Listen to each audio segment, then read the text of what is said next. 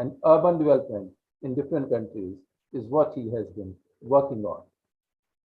We have with us Dr. Tethys Arana, who is known as the Waterman of India. And Dr. Tethys Arana has, to his credit, much work that he has done in the Himalayas. He is known as the Waterman of India. He is known for his various exploits in and around Himalayas, where he has worked for bringing comfort to the lives of the people by giving them much sought water. The webinar has been organized by members of Tethys Fossil Museum and Research Center, and this particular museum is coming up at Dhangiari, a small village in Kasauli Tehsil of Indian Himalayas. Geologically, the museum is located on the debris concealing the Dagshai Subathu boundary, which signifies closure of Tethys Sea and evolution of terrestrial ecosystem. The museum is built from 20 million year rocks of Kasauli Sandstone, beautifully chiseled to give museum an aesthetic look.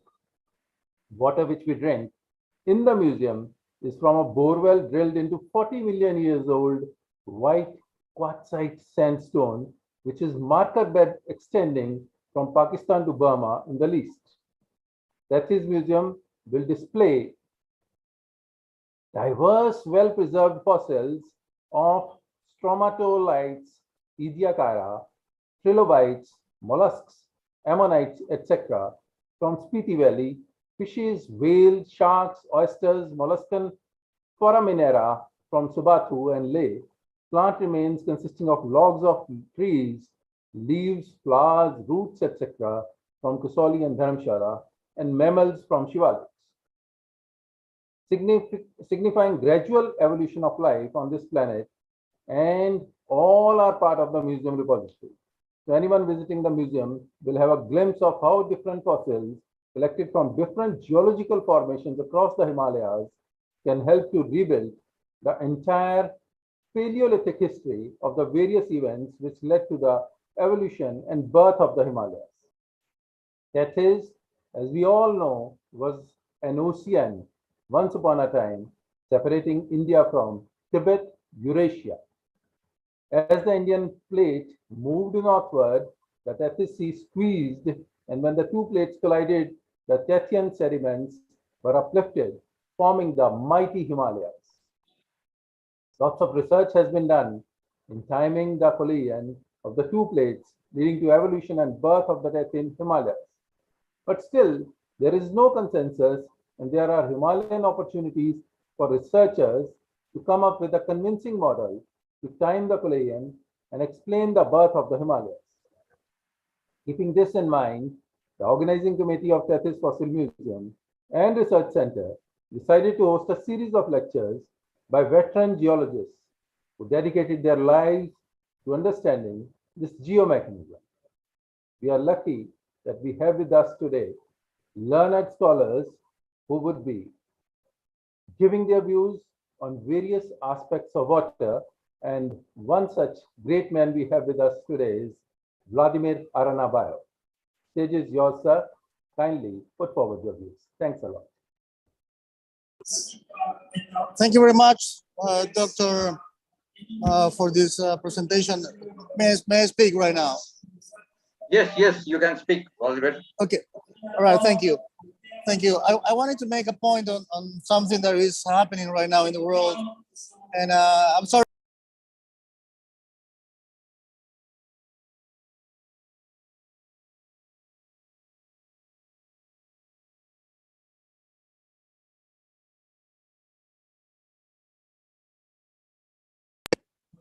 I wanted to make a point because what is happening now in the world is that there's a big trend in the world, and I want to show you that.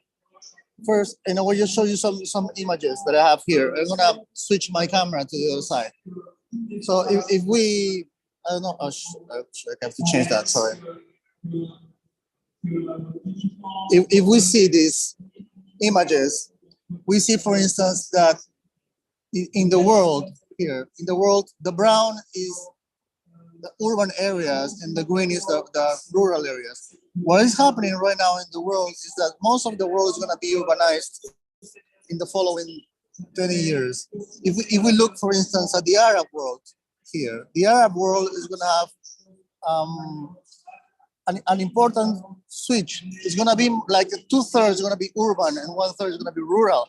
So what we're expecting in the Arab world is that the Arab world is going to have like an urban economy very soon, and stronger economy.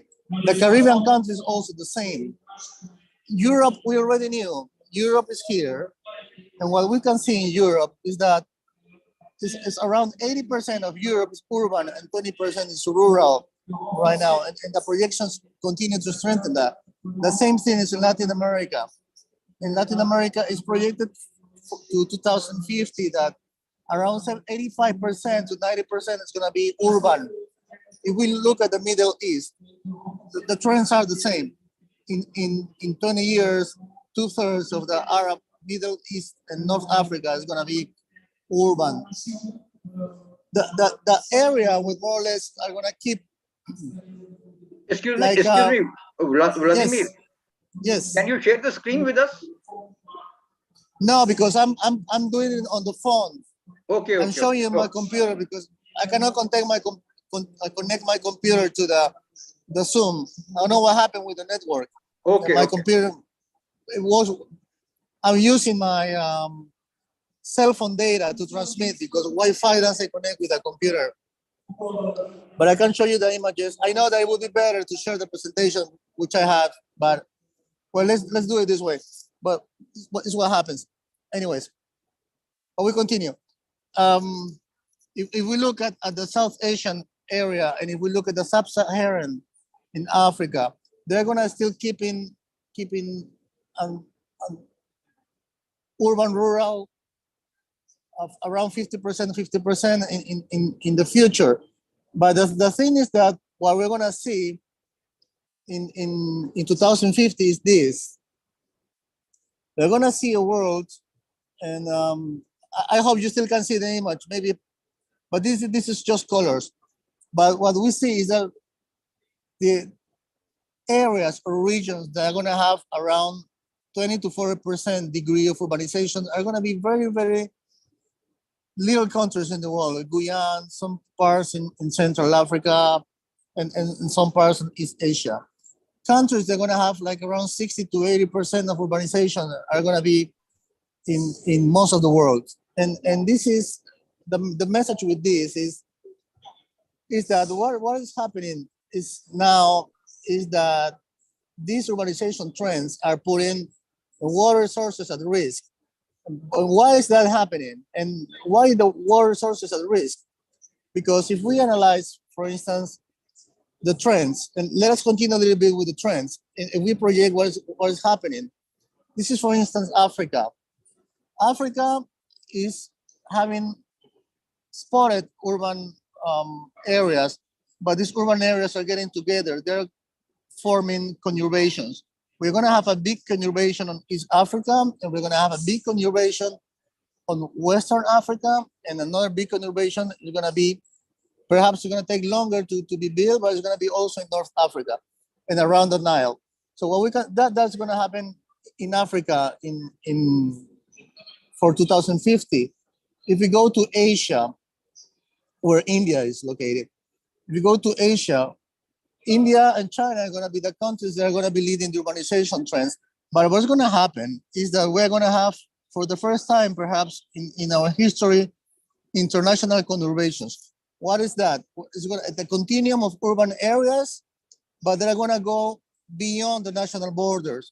So what we see is in the north of India, which is the border with Tibet and other neighboring countries, they're going to build a very big urban international area, which is going to be more difficult to manage because usually urban areas have local policies to administrate land development. But in this case, it's going to be an international urban area, international megalopolis. It's going to be an international conurbation. So we have to begin thinking as we're thinking about water. On transboundary water management will have to be transboundary urban management. But let us continue just seeing other trends or what is going to happen. And let's go jump into another region. If we go, for instance, to, and I wanted to show you this too. We go to Latin America here. If you go to Latin America, we're going to see a big conurbation forming on the east of Brazil here. Brazil is already a mess in urban issues. And if we go to the west, Peru, Ecuador, Venezuela, and Chile are going to develop still national conurbations. But here in this part, here, I'm gonna make it bigger. Here in this, oh, sorry, that's what happens when you don't have the PowerPoint. In this area here, here's the Titicaca Lake. And around the Titicaca Lake, we have the series in Bolivia, El Alto, La Paz, and others already making a big conurbation. And we have on the other side of the Titicaca Lake, the cities of Puno, Azángaro, and that are getting together. This is gonna be another urban international conurbation. That's gonna be closer. That's gonna happen in 10 years already. Not in 20 years or in 30 years like it may happen in Asia. This one is gonna take place in the next 10 years, and that's for sure. And that's gonna create a big problem because these cities are gonna be around the most important source in this area around the Titicaca Lake. And they're gonna be surrounding the Titicaca Lake with the urban pressure. And that's another interesting case in Peru. But what I wanted to point out is that as we see the urban areas growing, the other phenomena that we see is that people are going to the cities, and cities in the developing world are mostly located in the coastal areas or in economic corridors. Why? Because people need money. People need to increase their income. So they go to where cities give them more opportunity for education or to get income.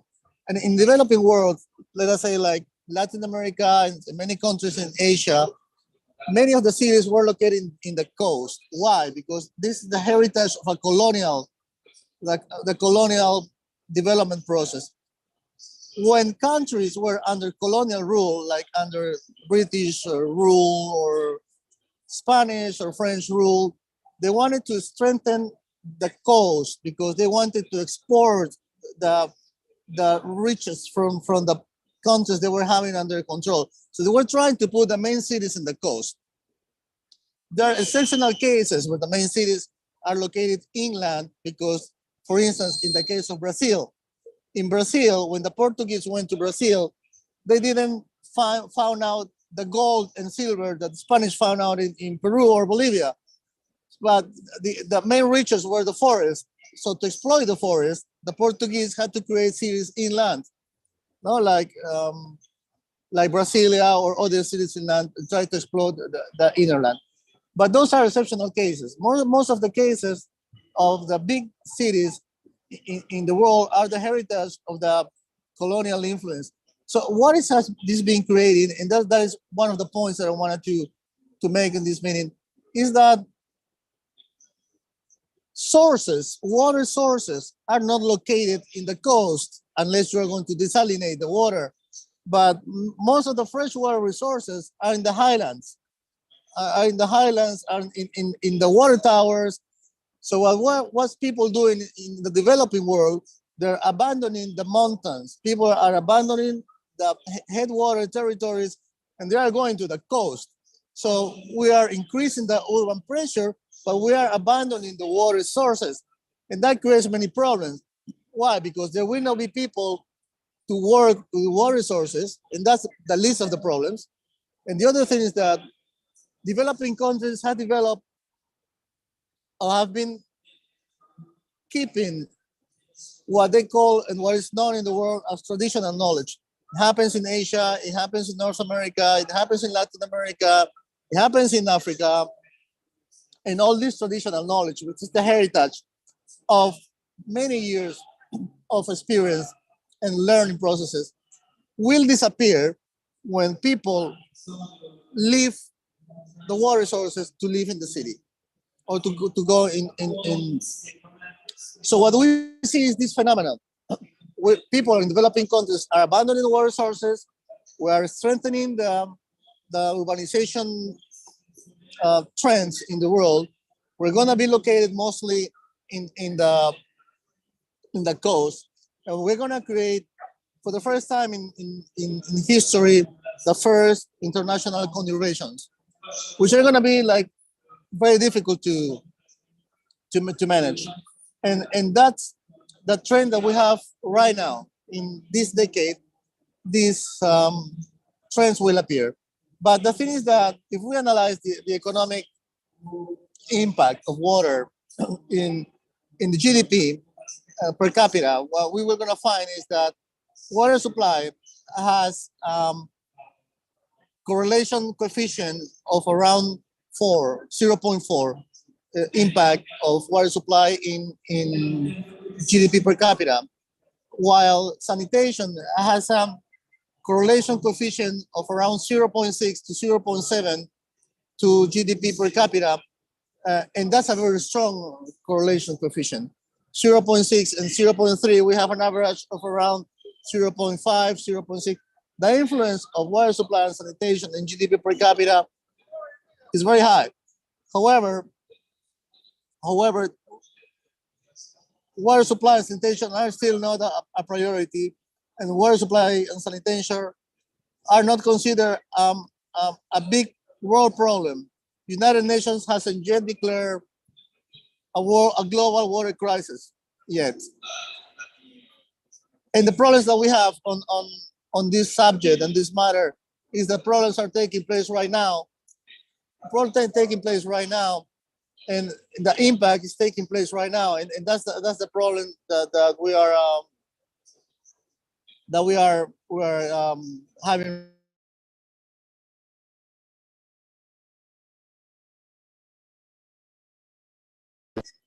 D'accord. And if we put together all this relationship of urbanization, land occupation, people moving around from rural to urban areas, where the water resources are located, how water resources are disappearing due to climate change and to lack of management. What we're going to face in the next 10 years is going to be a crisis multiplied by 10 from the crisis that we have right now. And we have to be developing new mechanisms to work in transboundary issues, not only in water issues, but also in urban issues, and also try to give a voice to people in both sides of the countries, because it's going to be a shared problem. So it implies having new kind of policies, new kind of technology, and new ways of exploring developing policies, because one thing is to having policies, and then the other thing is like how to you implement the policies. And that is going to be a new challenge, because the challenges are going to be mostly sharing the same problem through different borders. So at certain point, either we begin developing transboundary coordination mechanisms on water and land, or we disappear the borders, because we will need new mechanisms to coordinate and to solve these issues, or to create new alliances, new regional alliances to tackle together common problems like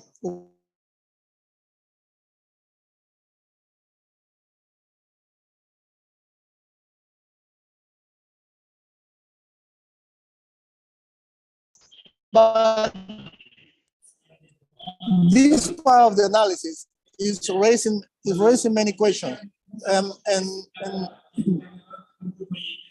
the other thing that I want to share with you is that we're under colonial schemes, and that's something I wanted to share with you. For instance, if we see here, basins were organized, basins in developing countries were organized in the colonial way. What is that? The colonials took the best lands and pushed the local people to the worst lands, took them to the highlands, and took them to the places where it was harder to practice management. And if we compare that, people and societies were more distributed along the basin, like we can see in this image. So this is another thing, because mostly water is administered through basins organizations or basins authorities. So what we need to change is also this vision that we have on basis management. Basis management, as it is done right now, we have to change that. We need to give it a new approach on how not only we're working on transboundary issues and also manage our water inside of who we are without knowing what happened in history. And that's a famous phrase about it, a famous quote. If we don't know our history, we are condemned to repeat it. And what we need to do is why the institutions and why management is working the way it's working right now. As we analyze basins management, in many cases in developing countries, basins are working in the way that colonial authorities were organizing basins, and in the way that how colonial were organizing authorities. So we have to change that. And I wanted to show you what I was talking ago, and it also has a relation. For instance, if we improve our sanitation, this is a correlation of the relationship of gender equity and access to improve sanitation. If we have more access and we manage water better, and it has more access to sanitation, then gender equity and access, gender equity is improved, because what we create, having a better management of water resources, is that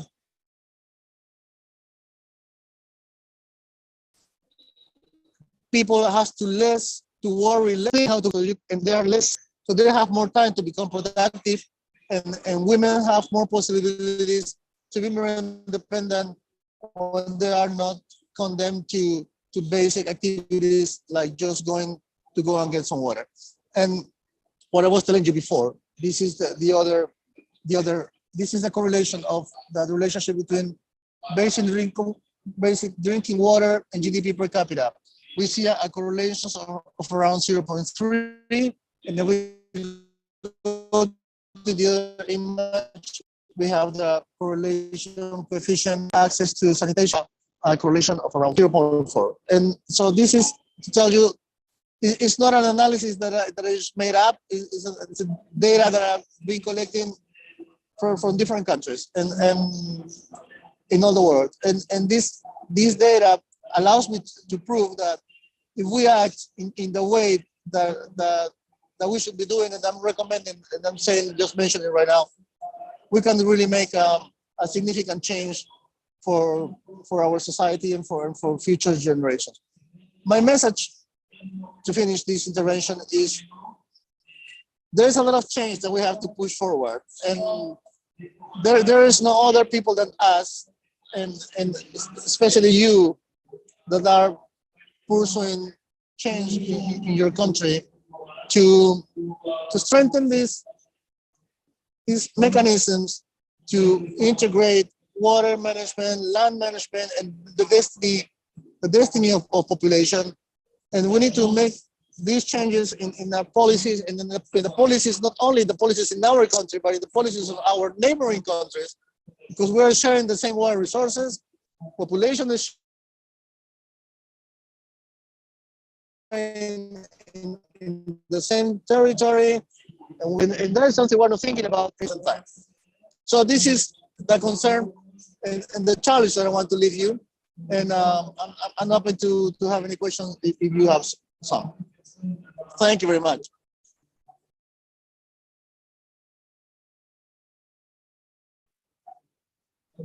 I cannot hear you, Ritesh. Your mic. Yeah, it has been Yeah, a yeah. wonderful session, sir, by you, and we all loved it. Mr. Vladimir. And Dr. Ritesh Arya, would you like to say something about it? Yes, yes, yes. Thank you. Vladimir, thank you very much for your nice presentation. I must say you have just summarized the entire population, water and land distribution and the challenges which we are going to face in near future on this World Water Day. I think this is going to be an eye-opener. Your talk is going to be an eye-opener for the policymakers, especially when we are moving from a colonial setup, which had been the center of I think the policy making in the developing countries, which were either governed by the Britishers, Spanish, or maybe Portuguese in the past. So this type of approach which you have shown is going to be a great challenge for the policymakers, And when we are talking about the country, a country like ours in India, which have water sharing disputes with China, and all the rivers are coming from Tibet side, and we have all the waters which is coming from Tibet side, but they are passing through India and then draining out into Pakistan. We have a lot of hydropower projects which are coming up, so they are also blocking a lot of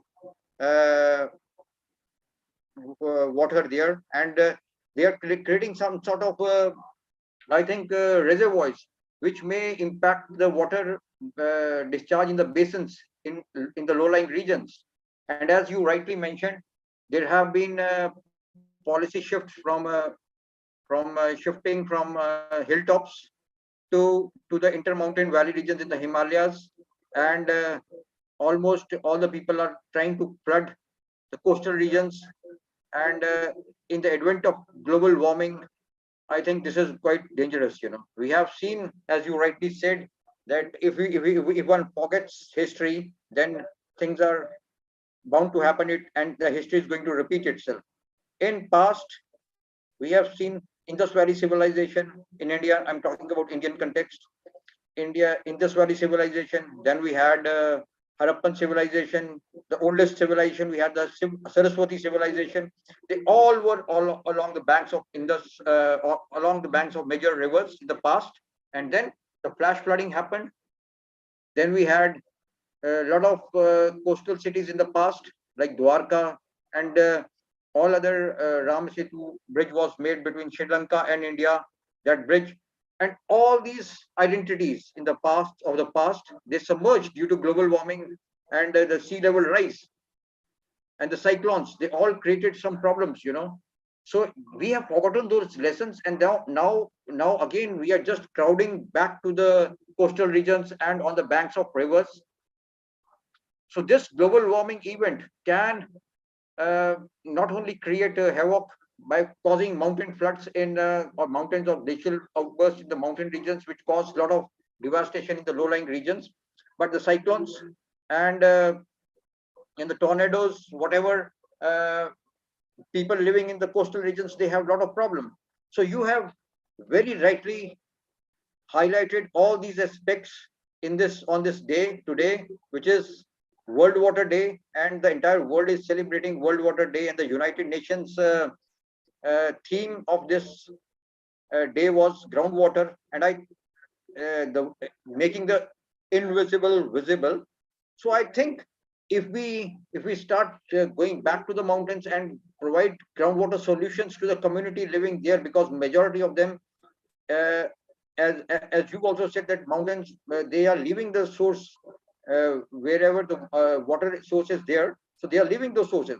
So if we can provide better living facilities and economic prosperity to those regions, so people can live there, and I think they can combat more effectively the wraths of global warming, which are cloudbursts, flash flooding activity, cloudbursts, and cyclones in near future. So this was quite interesting, I must say. But the thing is, we would like to have, because of this signal problem, I think we were not able to get the entire presentation of yours very correctly. So maybe in near future, when you go back to Canada, we will again host this webinar again, so that we get your presentations, see your presentations, and then we can actually make a lot of information from that, and our policymakers in India and developing countries in the surrounding regions, in the Southeast Asian regions, can also benefit from the data which you have, and the presentations and the future forecasts which you are planning to make for the Indian subcontinent and also the African continent. So this is going to be a really nice thing. This is just a beginning, and I hope Krishan Kanji, you agree with me that in near future we will be interacting with him, Yeah, Professor of course, Arana. interactions at this level, of course, are wonderful, and those are for the good of all. And as Vladimir has said in his speech, that we have to work on policies that have been laid, and lots of work needs to be done. Similarly, you have put an icing on that cake by saying that, yes, that is how the things have to move in the right direction for the good of the world. And certainly we all would be working together for that. And Vladimir, yes, just like Dr. Saab has said, that we would soon be holding another meeting of the same kind, and would like to hear a lot more from you. And Tethys, of course, is beholded by your nice gesture of coming here on this platform today and sharing your wonderful views with us. Tethys would always welcome you. Whenever you are around, we would love you to visit our Tethys Museum that is on the foothills of Shivaliks, and much effort has been done by Dr. Arya for developing that wonderful museum there. So, Vladimir, we are making a section in the museum which will be showing history of water development in Himalayas. Yeah, I will be very happy to participate in your activities. Please invite me, and let me know when is the next session. I'll be very happy to be joining you. Yeah, and if I cannot talk, if I cannot talk, I'm gonna be happy to be part of the audience too. No. We would like to hear you, you know, because now I think there are a lot of, on World Waters Day, there were a lot of activities, and there are exams in the colleges and schools, and we were not able to. Yeah.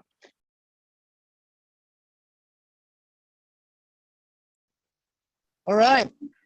Then yes. I think we will be recording this, but I think something. We will be doing a new recording, because I think the presentation we want to show of yours was not quite visible to us. So maybe near in the next meeting, I request you that Kishan Kanji, Dr. Kishan Khan, I think next meeting we will have a better presentation from you, and then I think we want to load it in a YouTube channel. Yeah, that I think would be better, and whenever it is convenient for Vladimir to come over for an online session, so we would be hosting that soon. And they are just like Dr. Ara, you have said that we need that presentation as well.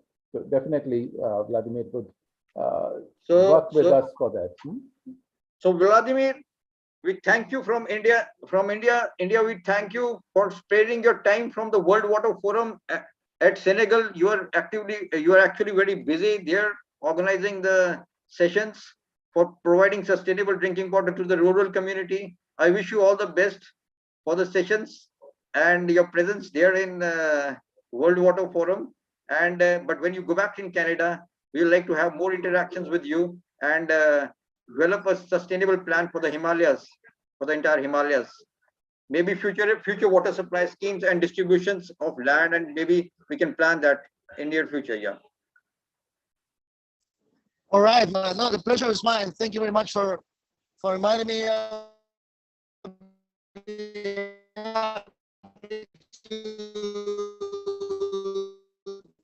to keep in touch. But I would suggest get back to next week when I'm gonna be back to Montreal. We can connect again, and I can pass the presentation as I should have done today, and then yeah, we're gonna have a clear transmission. Yeah. Thank you. So I think Kishan Khan, we can just thank. Thanks a lot, Doctor. Thanks a lot for the session. It was, of course, wonderful being here. Thank you, Vladimir, for sparing your time. It was wonderful interacting with you on the World Water Day, and I look forward to meet you again. Thank you. Yeah, me too. Thank you very much, and keep safe. Yeah. Take care. Bye. Bye. Bye. Bye.